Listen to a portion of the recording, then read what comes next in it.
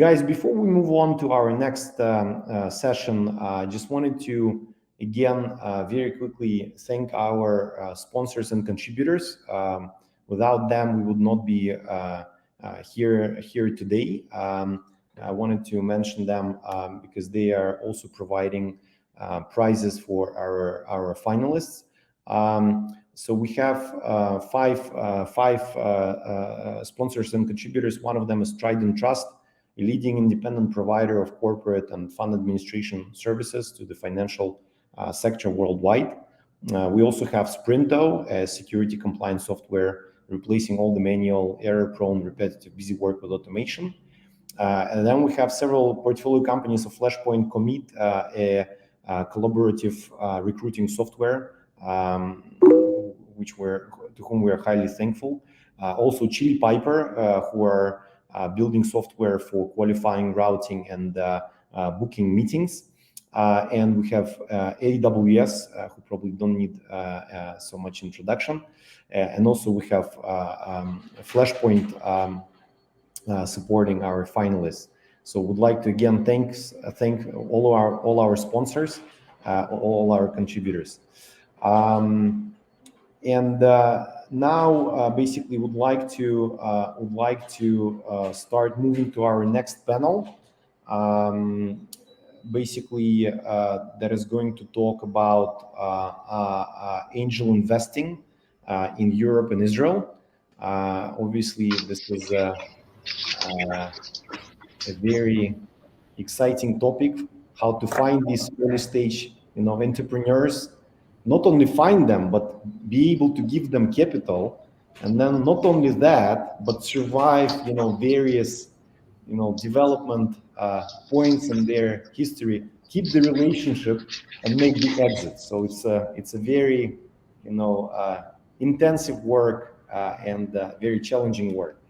I think we have our speakers joining today. We have Jared Schrieber, we have Tushia.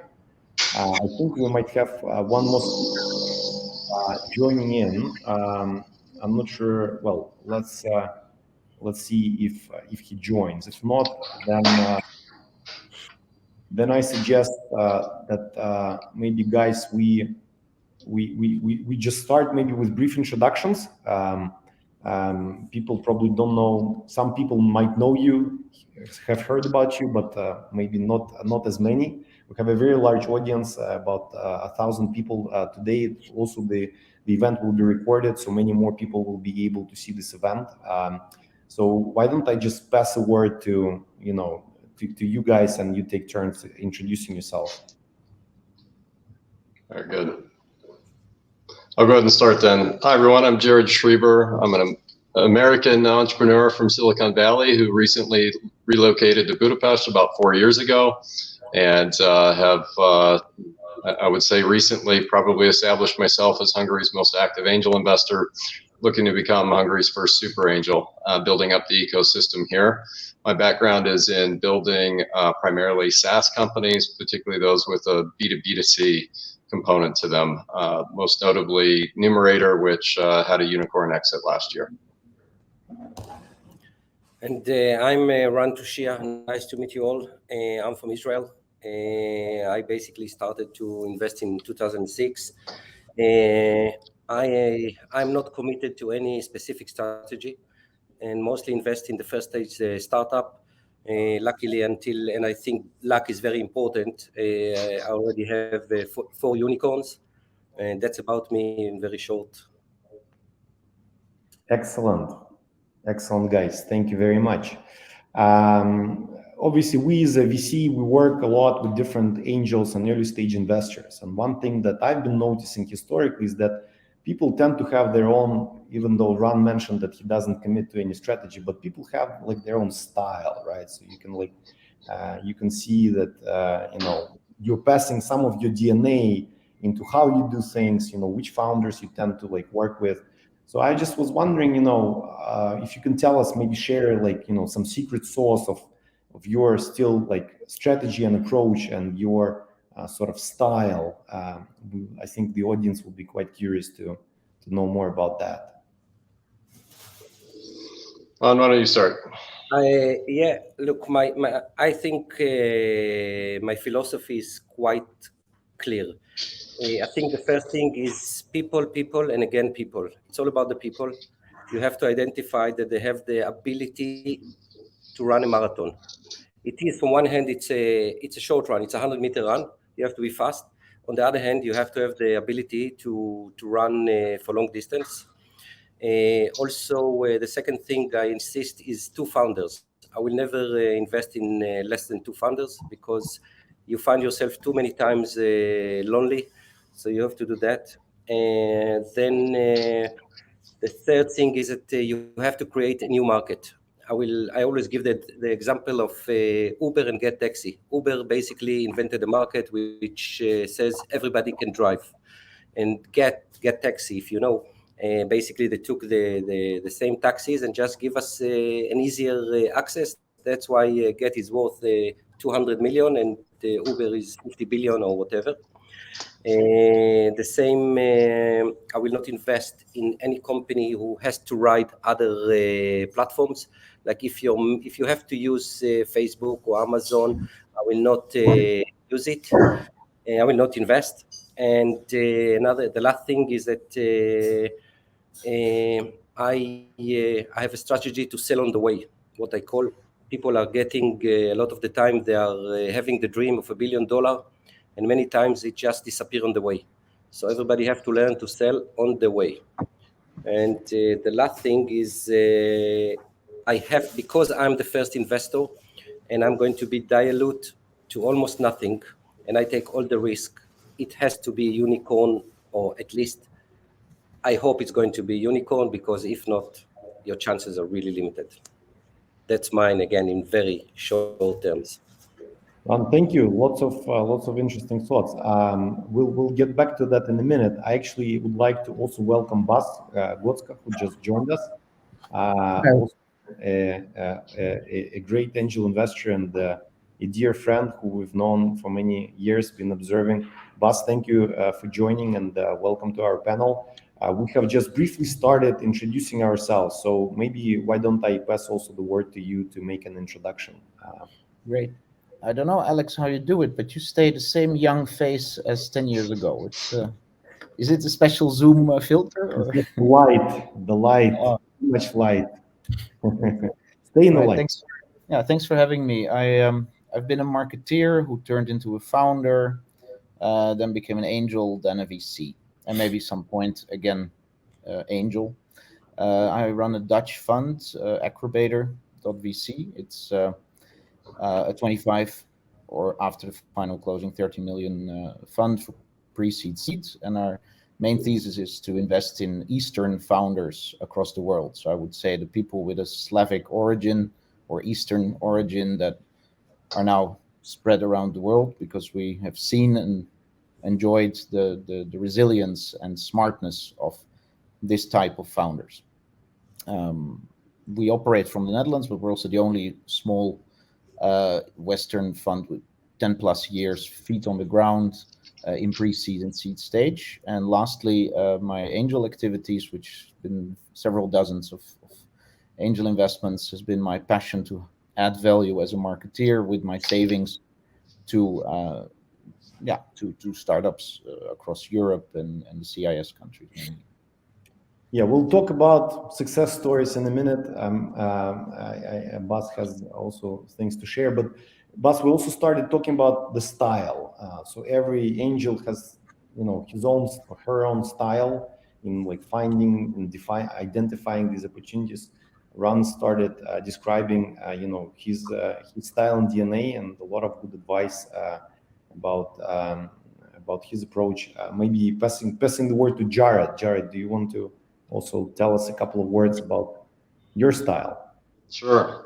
It's funny, I think my style is completely different when I invest in Hungary versus outside of Hungary, because my Hungarian investments are really a mission to build up the ecosystem here. So I don't hold the same strictness of kind of criteria, but help make sure that Hungarian founders actually have an opportunity to build their vision and dream and get to the next level. And so in that end, yes, I'm looking for at least 2 founders who have some kind of history or experience together. Outside of that, though, industry agnostic, don't need to be going after a new market, could be going after an established one in contrast to Ron and others. But outside of Hungary, yeah, I'm looking for companies with unicorn potential. That is a criteria. I think what can be different is how well do I know the space and sector, and how helpful can I be to the founders? In those situations, I may not look for as much out of the founders and what they have already in terms of product or tech or signs of product market fit. I might be willing to stretch a little bit further because I know I can add more value. If it's a area or sector where I'm just less familiar with and don't feel like I can add much value, I need to see a lot more out of the founders and what they built and what the market opportunity is in order to invest. Interesting. And it's interesting that you mentioned Hungary versus other geographies. We have Ron coming from Israel, which is a very heated, intensive market, a lot of competition, but a lot of companies being founded there. Jared, you combine US and now Eastern European. I think Bas also brings an interesting combination. So Bas, how do you think your background and you being more Western European focused, looking at Eastern emerging geography, how does it determine your style? Does it impact it in any way, and how do you see your style? Yeah, it's a very interesting question. Me being Dutch, but having studied Russian and law in the Netherlands, then in 2008 got catapulted into Moscow for becoming the deputy CEO of Ozon. And after that, a number of other companies. That was for me a crash course because the management style was different. The language was not my native language.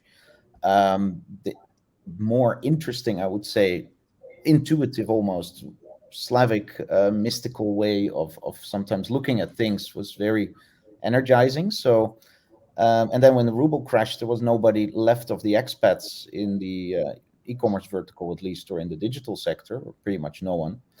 And all of a sudden, I was this little semi-guru that kind of knew all the Western kind of advanced knowledge, because Russia at the time, at least in the growth area, was about 3 to 5 years behind in 2008. So I assume that vacuum, in a way, has helped me a lot to start building the first 10 or 20 investment relations.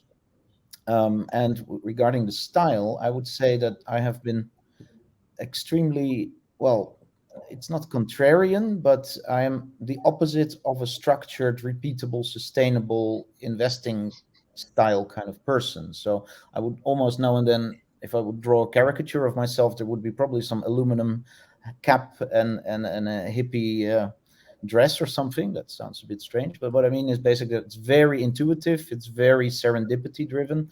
So sometimes there were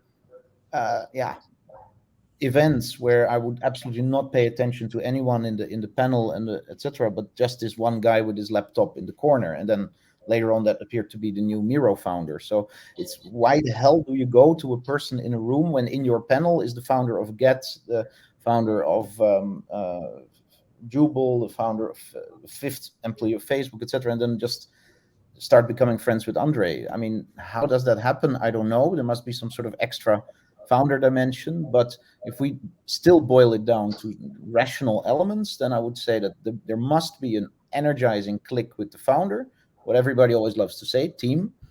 Then I definitely need to feel the problem, and it needs to be a problem before the comma, not something like, oh, there will be this niche within somewhere in B2B where you will fix some small little thingy. No, it needs to be something that hits you in the face, like this is constantly annoying me or a target audience, and then invest. And then, of course, also what Jared said, that the added value. I always am obsessed with growth, marketing. I love it. I do it for over 20 years. So whenever I see that I can be that missing link where I help with that growth formula that I already have since 2003, then that's good. And access to network, relevant network is also something. So if that's style, yes, excellent. Yeah. No, sorry, interrupt you.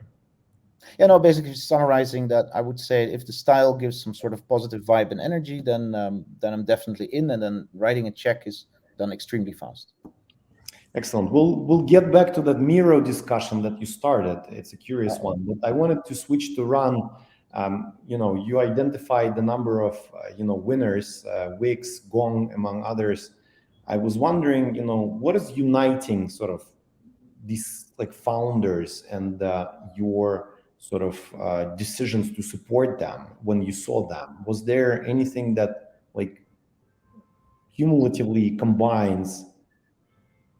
It has, I think, it's not just in the startup world, it's in everywhere.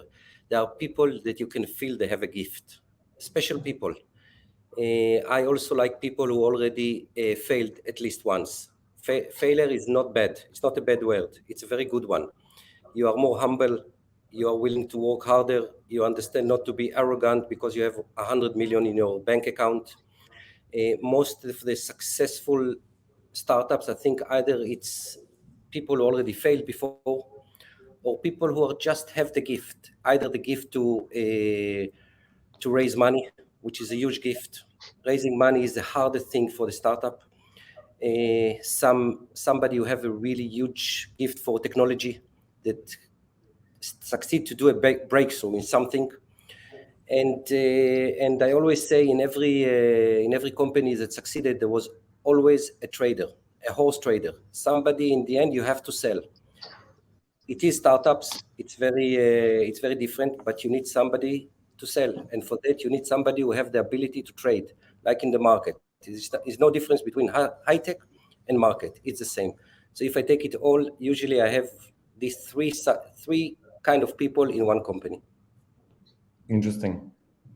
Very interesting, Ran. And Jared, what about you? Since you moved to Hungary, and we know that Hungary hasn't actually produced that many unicorns, with you there, we're now hoping that there'll be more coming out of there. So what would be that you think you would be looking for in these like Hungarian, in particularly, companies?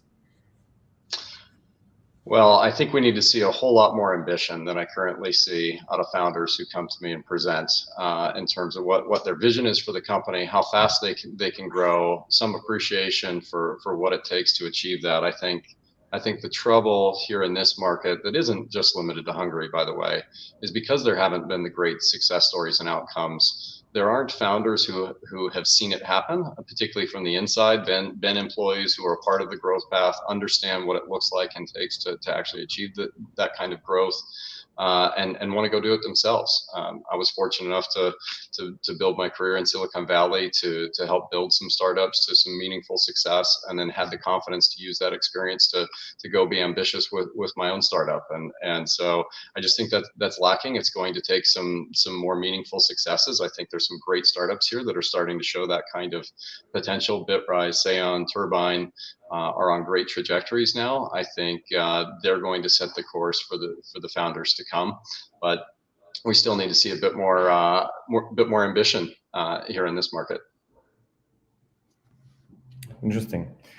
And Bas, maybe back to you. You described how you found Andre from Miro. I was wondering if you can maybe share some more details, like why did you think that Andre and his team would be able to build Miro, and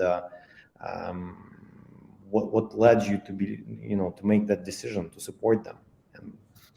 Yeah, it's interesting that you could call it the nurturing time or just the friendship building time was several years. So when we met, there was no Miro, and the businesses and the ideas and the platforms that were being thought through and built were completely different. There was a supermarket loyalty program that we discussed the benefits of. There was a pivot to maybe supporting car sales, auto salons in Russia. There was so we were just having these pleasant sparring sessions every quarter, and for years that went on. And I flew a few times to Perm, did my kind of cash cow bomber marketing master classes there for a bunch of founders. So it was really all in the kind of favor area, in the friendship to help each other, because Andre was just so damn ambitious and driven and product driven, and he loved to think it through. So we would have very energetic discussions, and it was almost organic. That at some point I was just like, well, I'm already this very sympathy friendly guy. I'm constantly helping, but shouldn't I somewhere be able to invest in something? So I said, like, Andre, when are you going to raise the money? Yeah, I don't need it, and it's now we're busy. And then all of a sudden there was the traction in real-time board. Very early days. This was kind of the pre-seed area, and then it was basically that I just completely, constantly repeated, like, Andre, when you need cash, call me first. And then at some point at I think 10 p.m. on Viber, there was a call. I was lying in bed, and it was like, hey, boss, I finally made up my mind. I'm going to do a small round. And I remember that, which is very non-investor driven. But okay, so it's that kind of real-time board platform. And okay, yeah, I will send you the pitch deck. I said, okay, you can send me the pitch deck, but I'm already in. So kind of, I'll be doing that check. And then I also, to people that had no idea what was going on in the Netherlands, I explained it to them. They said, okay, you know what, we trust you blindly, boss, we'll also join. And they're still very happy that they trusted me. So that was how it went. So this is I can't say this has happened with any of the other 41 investments, that it was such a long year, multi-year kind of friendship building, ID exchanging thing. So you can't really put the parameters on unless you want to make it into a repeatable model to deal with founders for many years before you put the first angel check in. But I think that's not really scalable. No, thank you, Bas. Thank you for sharing. And maybe just to switch the topic a little bit, Ran, you mentioned quite specifically, you seem to have a very structured approach and some strict criteria on how you see these people, how to identify them. How do you see maybe are there any deal breakers when things that, when founders come to you, they start presenting themselves, talking about themselves, are there any deal breakers that will pop up at you and prevent you from giving them money? Something that people should have worked on before coming to you, developing and advancing, which will otherwise make you engaged somewhat more. Are there any things that you can maybe point out for the founders to pay attention to? I think, again, like Bas said, it's the connection. You need to have connection, some connection between you and the founders. It has to have something, some spiritual connection. Again, I will demand, because I'm a one-man show. I don't have an office. I don't have anyone to analyze anything I do. You have to come very organized. Even as an angel, I want to see a data room. A presentation is not enough for me anymore. In today's world, I'm the first in the line, and I would like to see income. I will not invest anymore in any company who doesn't have income. That's basically my deal breakers. If you can, that's the three of them. Interesting. And Jared, you're coming more from entrepreneurial background. You've seen a lot on the operational side, and as you are sort of more now sort of going into the world of finance and deal making more actively, are there also some, from your point of view, are there any strong points that will just switch you away from this founder and this company?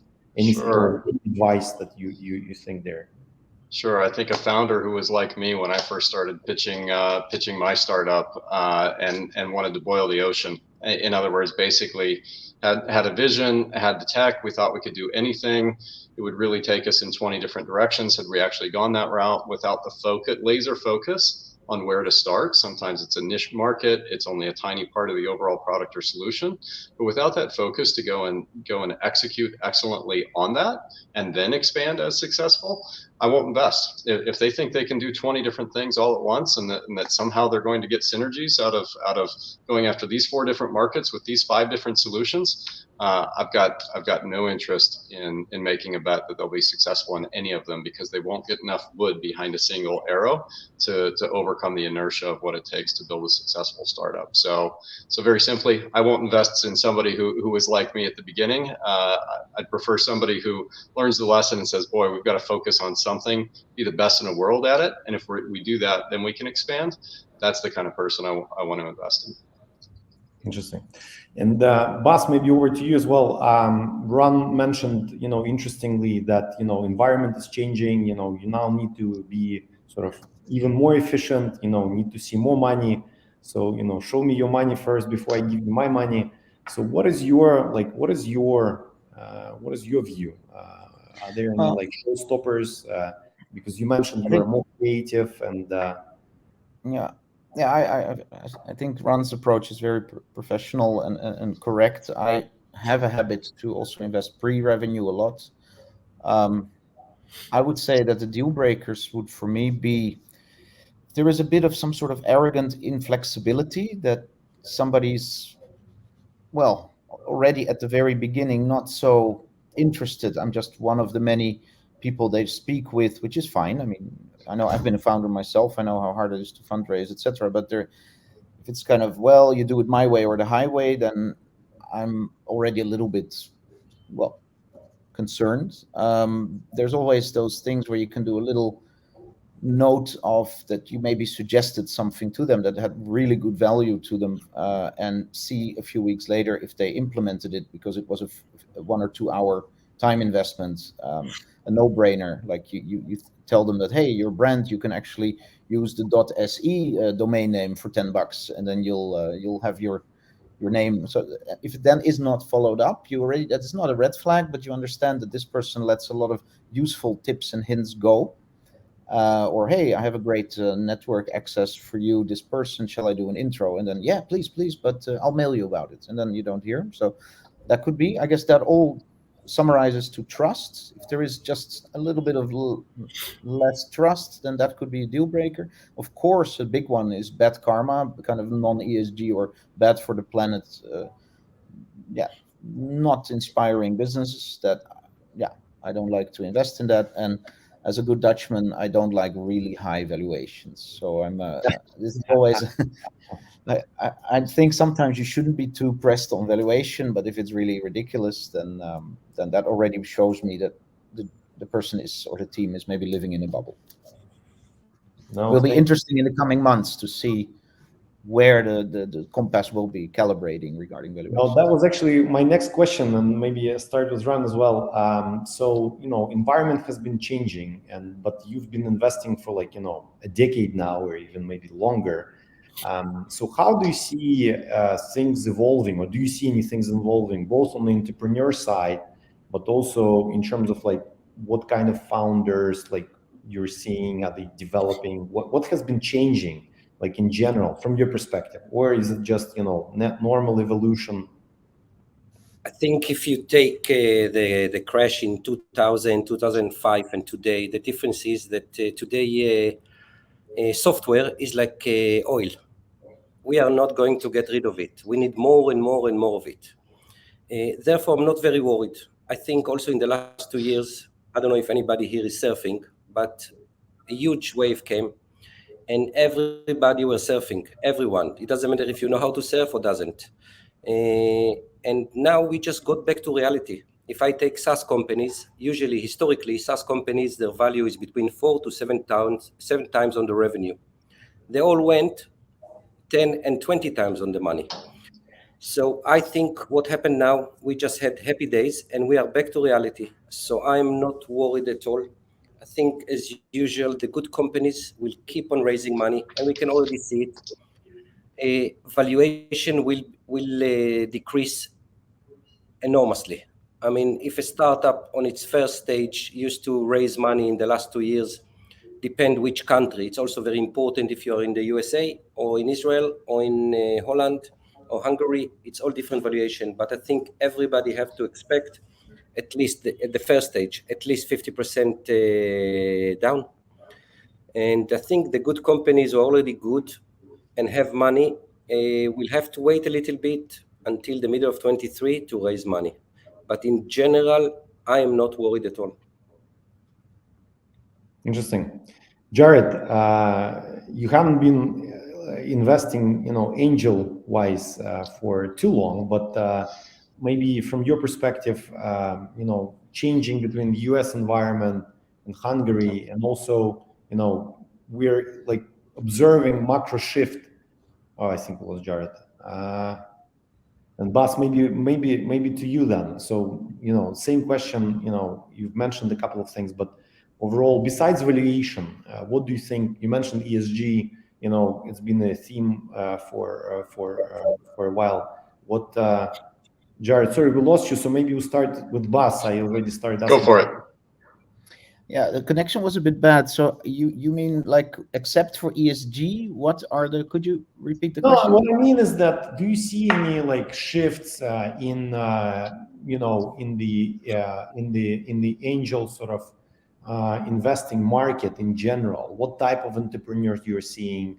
What type of deals you're seeing? Anything changing besides valuation obviously collapsing in the last 6 months? But more, looking at the, bigger time frame, are you observing any macro shifts and, fundamentals? You mentioned ESG, for example. We didn't have ESG discussion 10 years ago as much, right? Now, people want, more ESG driven, founders and companies. So what's your view? Anything changing? Maybe nothing is changing. I don't know. I'd say that things were simpler in the past, that there were really big problems to tackle. And now a lot of what I see incoming, we get a few thousand business plans a year. There's very often what I said, the pain points behind the comma. So it's as if the market is fairly mature. Although I completely agree with Ron that we still need oil in the sense of software. And very often I see after a very convincing pitch, I think, but wait a second, how many people really need this? I mean, of course, you've got the addressable market, serviceable market, but and I see a lot of overlap. I've just been at a conference in Armenia, and there were 3 or 4 ed tech platforms doing exactly the same, and some of them didn't even know about each other. And so it is crowded, more crowded. I would say that is a difference. Is that answering your question? Yeah, sure. You want to add something? Yeah, I would add. My first startup back founded in 2005 was B2B2B SaaS. Pretty early for SaaS, and especially earlier for B2B2B SaaS. My next startup, 2011, was B2B2C SaaS. Not the first, but still pretty early in that regard, and extra complexities in that business model. And I think this gets to Bas's point. Now, as I'm seeing more startups, I'm seeing things that are 3-sided models, like B2B to B2C, in terms of how to make things work. I've got 2 investments in that space. I think they're incredible business models, but they're extra challenging to get going and get some of the flywheel dynamics building to turn into accelerating growth engines. And so I think per Bas's point, what we're seeing is some of the problems that need solved now just require extra levels of some kind of hair or complexity to get it moving. Things were simpler before. Yeah, I mean, being a venture capital investor of a bit of a later stage, I would second to your thinking. I think in general, we see that some segments in particular got too crowded. But for example, marketing technologies, 3, 4, 5 years ago, it almost became a curse word. If somebody comes to you with a MarTech, startup, you'll be like, no, don't bring me that, not again. But now with AI, with data proliferation, we're seeing a new wave of these marketing technology startups coming with totally different ideas, totally different capabilities, with all the tech stack being built, which I find quite, curious how technology sort of evolves over time and allows you in the same space to have something different appearing.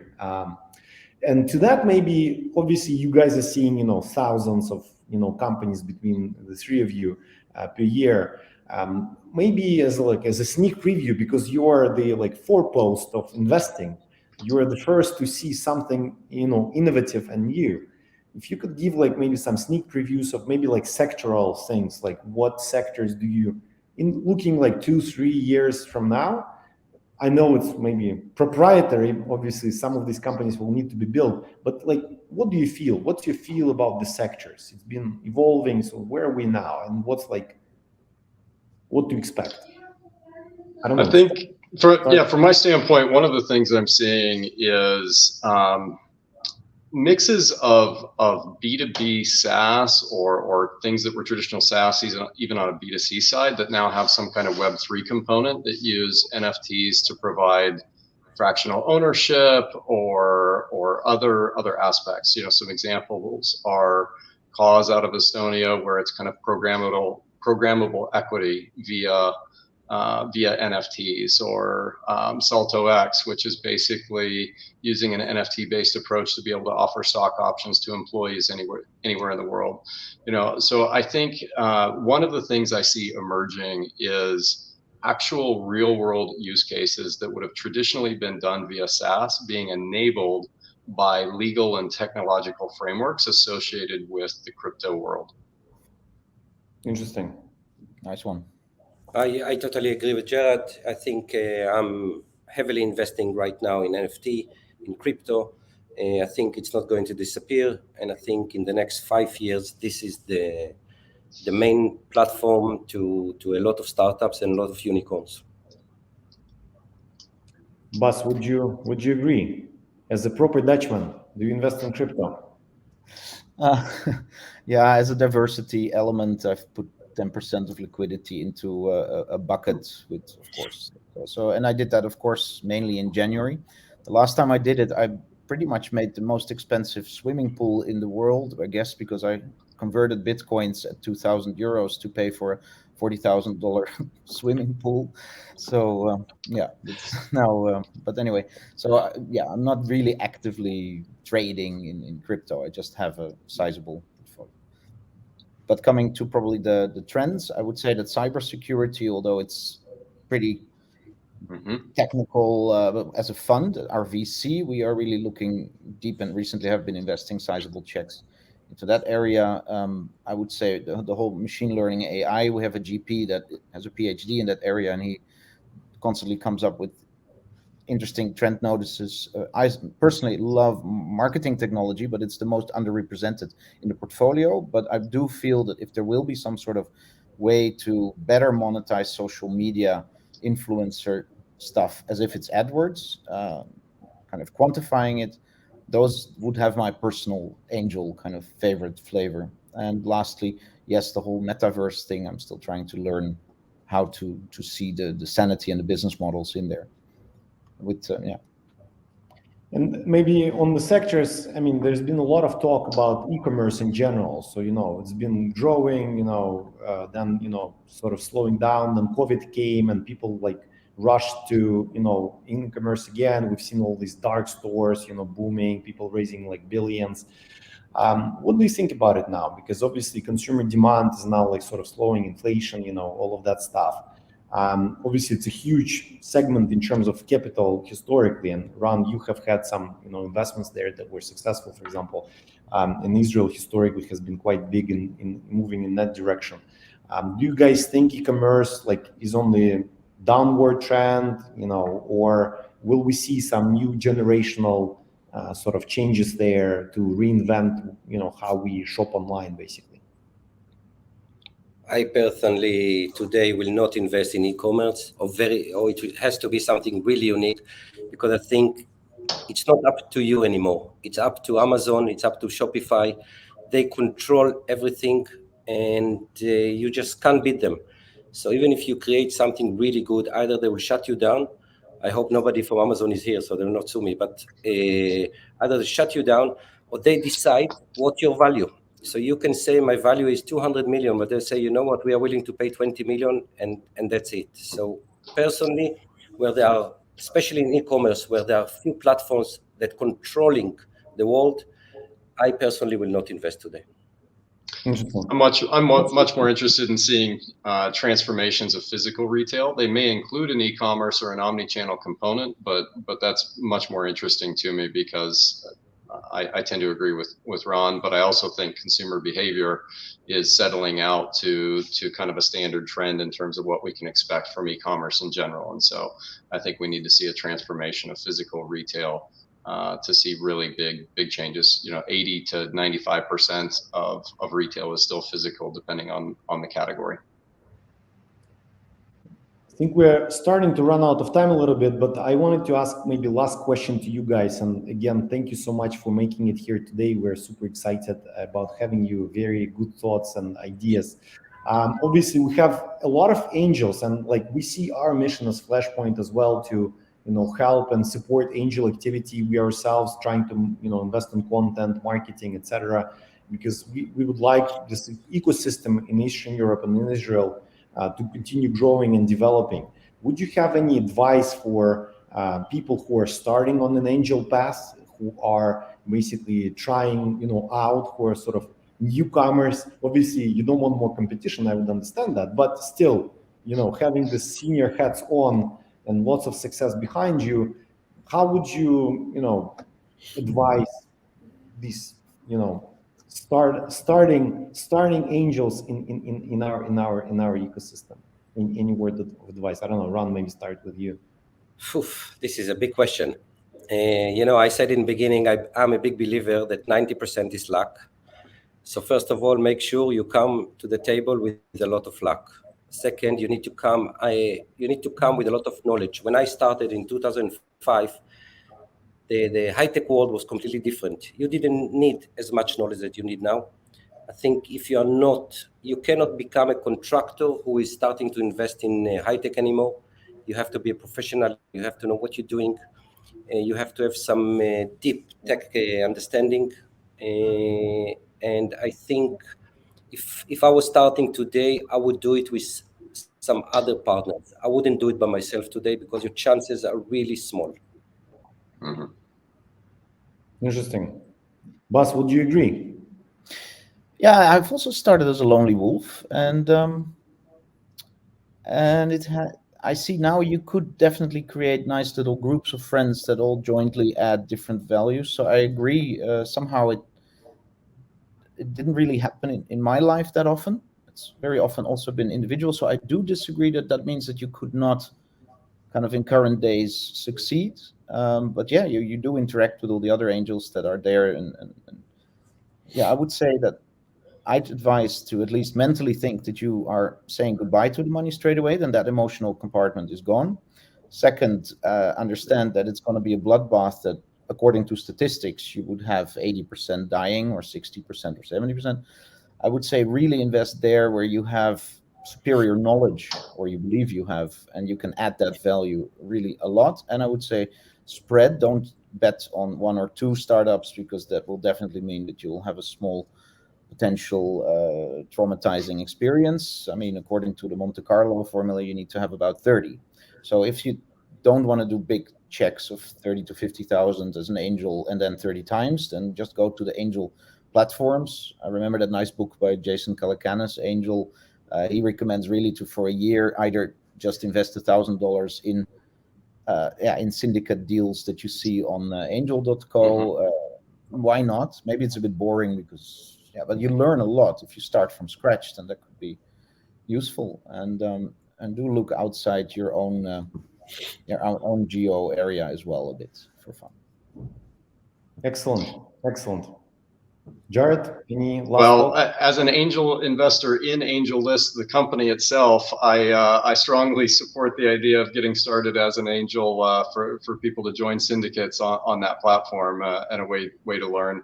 I think having a thesis or some area of market knowledge or expertise where you can form a really deep opinion and then seek out opportunities that fit within that thesis is also a strong way to get started. You're more likely to be able to pick a winner from a loser. You're more likely to be able to impress the founder, to have them go with you and work with you. You're more likely to be able to add value, which increases the odds of success.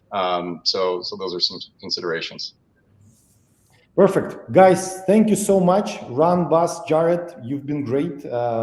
Lots of good ideas. Thank you so much for taking time. We highly appreciate it. Thanks you for making the contribution to the ecosystem. I really hope to do more with you. I think we've done things here and there, looked at things, but definitely looking forward to our cooperation, and good luck. I mean, it's not easy markets, but good luck in your hunting for unicorns. Wishing you lots of success. Thank you very much. Thanks so much. Yeah. Cheers. All right. Cheers, Phil. Bye.